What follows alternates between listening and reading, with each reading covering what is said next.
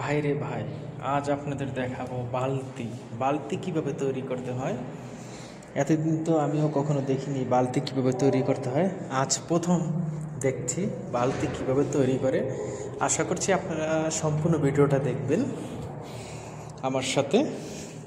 এই প্রথম দেখলাম বালতি কিভাবে তৈরি করে। আজ আমরা দেখব কিভাবে বালতিটা তৈরি করছে।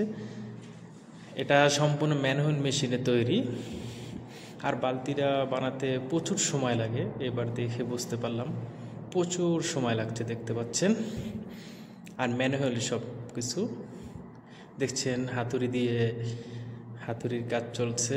সিট যে আছে, সিটের যে সাইডে যে আপনার বালতির যে রাউন্ডটা, ওই রাউন্ডটার কাজ চলছে।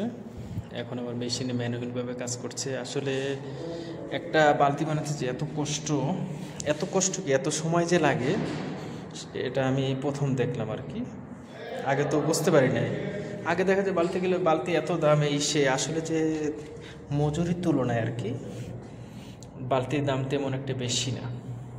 ভিডিওটা আপনি দেখলে অবশ্যই বুঝতে পারবেন যে মজুরির যে তুলনা, সেই তুলনায় বালতির দাম কোনো কিছুই না, ঠিক আছে, অল্পই আর কি। কারণ আমি সম্পূর্ণ ভিডিওটা দেখে বুঝতে পারছি আসলে বালতিটা তৈরি করতে কতটা সময় লাগে। দেখতে পাচ্ছেন সম্পূর্ণ হাতের কাজ, ম্যানুয়ালি বালতিটা তৈরি করতেছে। কোনো অটো মেশিনে কোনো সিস্টেম নাই। এখন যে উপরের যে অংশটা আছে রাউন্ড, নিচের অংশটা, সেই রাউন্ডের জন্য এই সিটগুলো বাঁকা করছে, দেখতে পাচ্ছেন। এই যে যেটাতে বাঁকা করে সেটাও ম্যানুয়াল, হাত দিয়ে ঘোরানো লাগে। দেখতে পাচ্ছেন এই যে বালতির পিছনের অংশটার জন্য বিট লাগাচ্ছে। বিট লাগিয়ে আর কি জয়েন্ট জোড়া করতেছে। হ্যাঁ, হয়ে গেছে। এখন নিচের অংশটা লাগাচ্ছে, দেখতে পাচ্ছেন। শেষ পর্যায়ে আর কি, আর অল্প কিছুক্ষণের মতো লাগবে, বালতিটা তৈরি হচ্ছে। আসলে আমি ভিডিওটা দেখে বুঝতে পারছি বালতিটা তৈরি করতে অনেক সময় প্রয়োজন। এটা হচ্ছে ধরনী আছে না, ধরনী, বালতি যে ধরনী, সেই ধরনীটা তৈরি করছে, দেখতে পাচ্ছেন।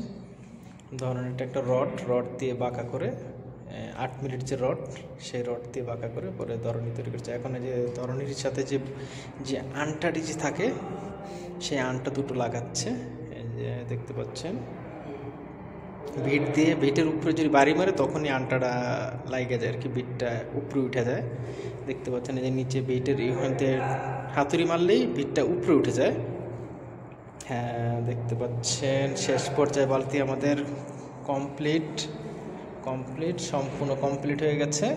এখন এখানে শুধু রং দিয়ে দেবো। যেখানে ভিট মারা হয়েছে না, ওইখানে তো একটু রংটাই হয়ে গেছে। এর জন্য যে সিলভার কালার যে রং আছে, সেই রংটা দিচ্ছে, আপনারা দেখতে পাচ্ছেন। হ্যাঁ, এখন শেষ পর্যায়ে সিলভার কালার রং দেওয়া শেষ পর্যায়ে। এই দেখুন বালতিটা সম্পূর্ণ কমপ্লিট হয়ে গেছে।